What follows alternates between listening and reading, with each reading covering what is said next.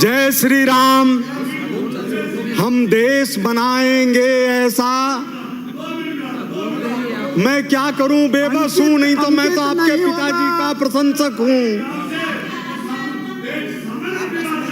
सब मेरा समय अभी मत शुरू करिए, इनको बैठाइए। शुरू हो गया आपका, उनका अंकित नहीं हो रहा क्या? हम देश बनाएंगे ऐसा, आजादी जिसमें बसती हो, चिर शांति सुमति उन्नति सरिता, पग पग पर आकर मिलती हो। आदरणीय सभापति महोदय, बोलने के लिए बहुत बहुत आभार। बोलने देने के लिए पक्ष प्रतिपक्ष के विद्वान सदस्यों की कृपा का आकांक्षी हूं। प्लीज सदस्य 2027 में कृपया डिस्टर्ब नहीं करें।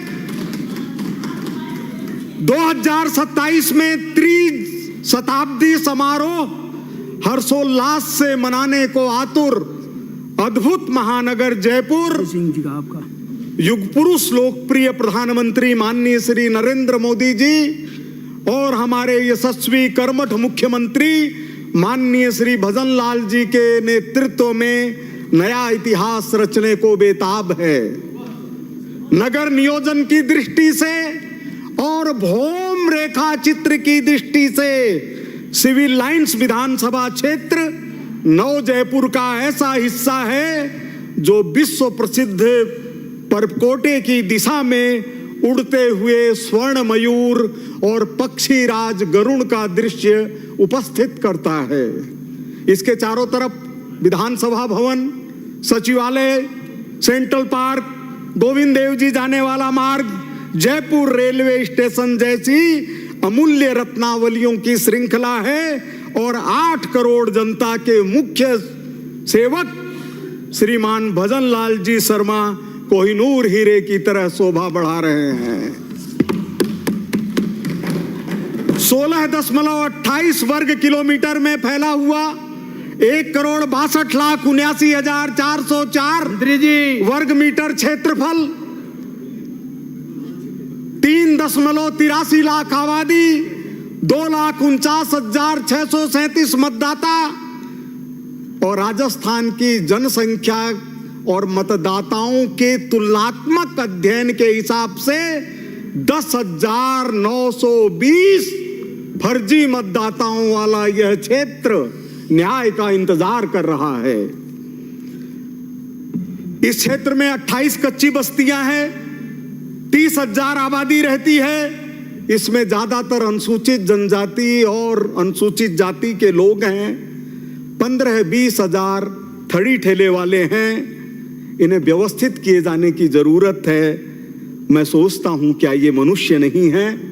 सुप्रीम कोर्ट ने भी सभापति महोदय कहा है कि इनको बंगाल की खाड़ी में नहीं फेंका जा सकता। कच्ची बस्तियों में नारकीय जीवन जी रहे हैं। बच्चों के पास पहनने को कपड़े नहीं हैं, नहाने को साबुन नहीं है, पैरों में चप्पल नहीं है। हर मौसम में सिसकते और बिलखते, बरसात में टांड पर खाना बनाते हैं और गर्मियों के अंदर शाम होने का इंतजार करते हैं। एक ही कारण है कि ये गरीब हैं, ये गरीब हैं, ये गरीब हैं। इनको आवश्यक सुविधाएं देकर व्यवस्थित रूप से इनको बसाए जाने की जरूरत है। इनके बिना कैसा नगरीय विकास? ये थोथा है नगरीय विकास।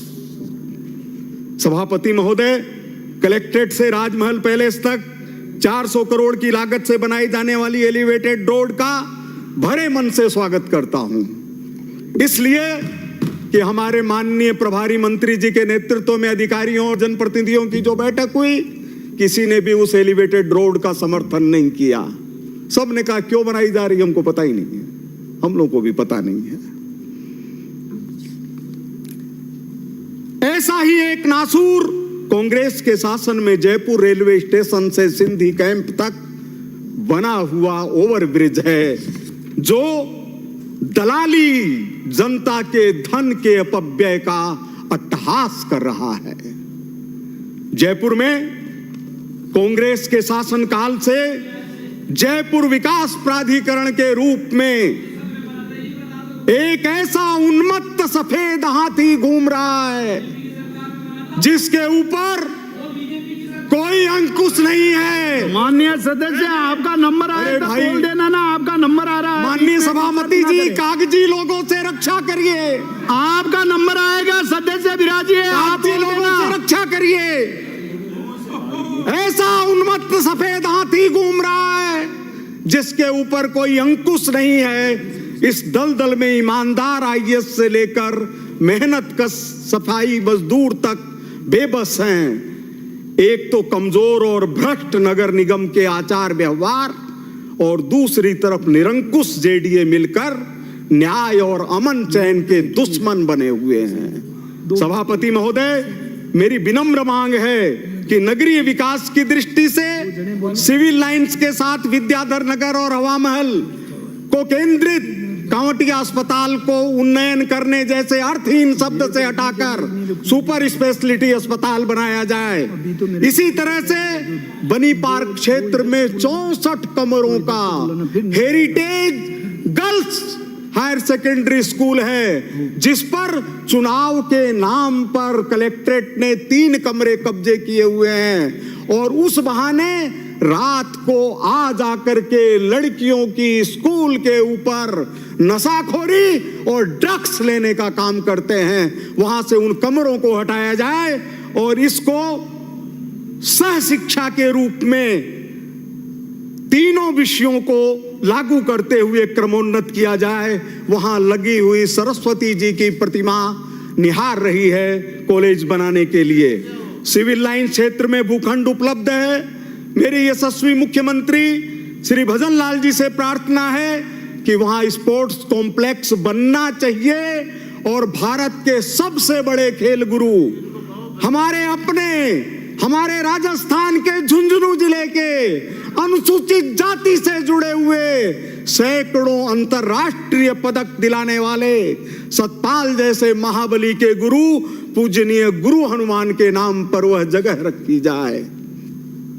अधिवक्ताओं के केंद्र के रूप में कलेक्ट्रेट के आसपास विशाल पार्किंग की जरूरत है। डिस्ट्रिक्ट कोर्ट के अधिवक्ताओं के बैठने के लिए कोई जगह तक नहीं है। अच्छा होगा कि कलेक्ट्रेट पार्क के नीचे भूमिगत पार्किंग बने और ऊपर 40 फीट ऊंची स्वामी विवेकानंद की प्रतिमा लगे।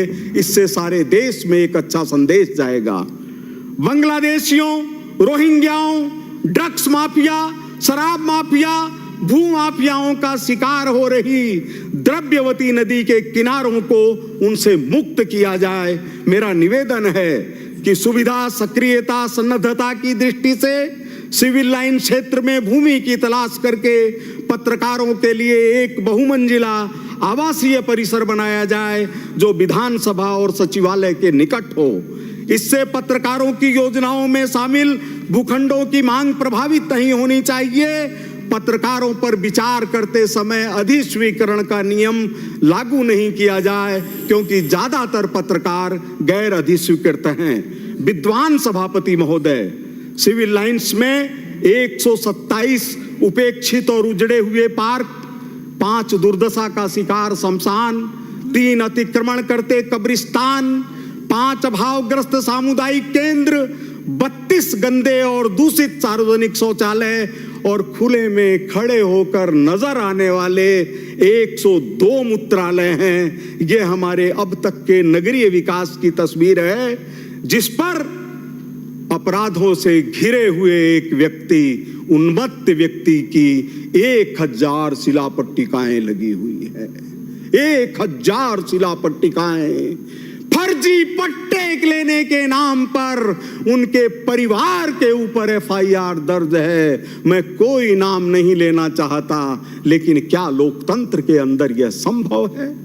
आदरणीय सभापति महोदय, इस क्षेत्र में नियमों के खिलाफ बहुमंजिला परिसरों की इतनी भरमार है कि पूर्व उपराष्ट्रपति श्री भैरव सिंह जी शेखावत ने दर्द भरे शब्दों में कहा था कि सिविल लाइंस की सुरक्षा खतरे में है।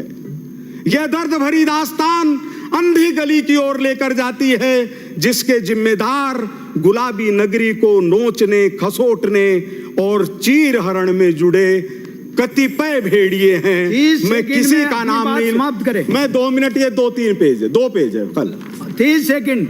हाँ, मैं 2 पेज, प्लीज प्लीज। मैं किसी का नाम नहीं लेना चाहता, लेकिन मुझे याद है कि माननीय सर्वोच्च न्यायालय ने 20 सितंबर 1996 को तत्कालीन नगरीय विकास मंत्री, कांग्रेसी नगरीय विकास मंत्री और आईएएस कमिश्नर सहित जेडीए के अधिकारियों को भ्रष्टाचार के लिए सीधे सीधे दोषी ठहराया था। यह दास्तान आजादी से शुरू होती है। एक मिनट, मेरे को कभी मत समय दीजिएगा, मेरे सिविल लाइन से जुड़ा हुआ विषय है।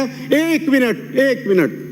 यह दास्तान आजादी से शुरू होती है और तब की घटनाओं के बारे में तत्कालीन महारानी गायत्री देवी ने मेरी स्मृतियों के पेज नंबर 150 पर लिखा है, निजी कंपनियों के साथ अनुबंध होते ही उन्हीं कंपनियों को ठेके मिलते हैं जो संबंधित मंत्री को सबसे अधिक रिश्वत देता है। गायत्री देवी जी लिख रही हैं, एक बार भारी वर्षा से बांध टूट गया, गेट खोल देने पर समस्या का निराकरण हो जाता, लेकिन उस समय बांध का प्रभारी सिनेमा घर में पिक्चर देख रहा था। माननीय सभापति महोदय, मैं सब खत्म, मतलब ये देखिए माननीय महोदय, बस ये है माननीय सभापति महोदय, यह वह जयपुर है हमारे कांग्रेस के पूर्व मुख्यमंत्री कोई भी नहीं जानते थे। आदरणीय, मैं कर रहा हूं, कभी मत दीजिएगा समय। 15 सेकंड के ट्रेन।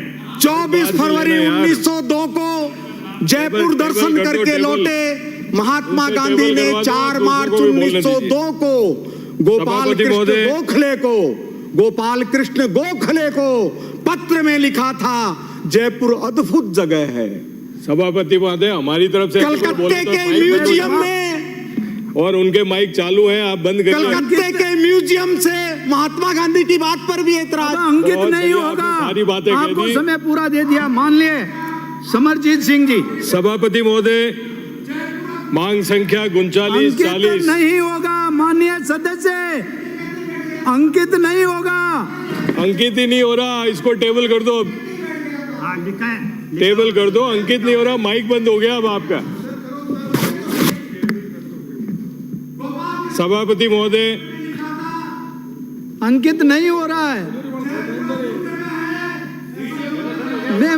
मैं नहीं, आपको समय 1 या 1.5 मिनट पूरा दिया, आप समाप्त कीजिए। माइक तो बंद कर दिया, पर मेरी भी कोई सुनेगा जब ना, ये बीच में चिल्लाते रहेंगे। सभापति महोदय, आधा मिनट में समाप्त कीजिए। मांग संख्या 3940 नगरीय विकास एवं स्वायत्त शासन पर आपने मुझे 1 मिनट, वो सब कह रहे हैं तो 1 मिनट के लिए तो मेरा समय नहीं जाना चाहिए। नहीं जाएगा आपका, ये 5 मिनट। 24 फरवरी 1902 को जयपुर दर्शन करके लौटे महात्मा गांधी ने 4 मार्च 1902 को गोपाल कृष्ण गोखले को पत्र में लिखा, जयपुर अद्भुत जगह है। कलकत्ते के म्यूजियम से अल्बर्ट म्यूजियम की इमारत बहुत अच्छी है और उसका कला विभाग स्वतः अध्ययन की चीज है। मेरी मांग है कि माननीय प्रधानमंत्री जी के आह्वान को सभापति महोदय समर्थन दिया जाना चाहिए, गुलामी की मानसिकता बदली जाए। मैं मांग करता हूं कि आजादी के आंदोलन को जयपुर से को अलग रखने वाले मिर्जा इस्माइल के नाम को बदलकर भगवान गोविंद देव मार्ग, एयरपोर्ट को भैरव सिंह से कावत मार्ग और रामगंज को प्रभु रामगंज मार्ग किया जाए। इसके साथ ही मेरा ये विनम्र निवेदन है कि भारत जोड़ो सेतु को बदलकर विकसित भारत सेतु होना चाहिए। धन्यवाद, प्रणाम, सादर प्रणाम।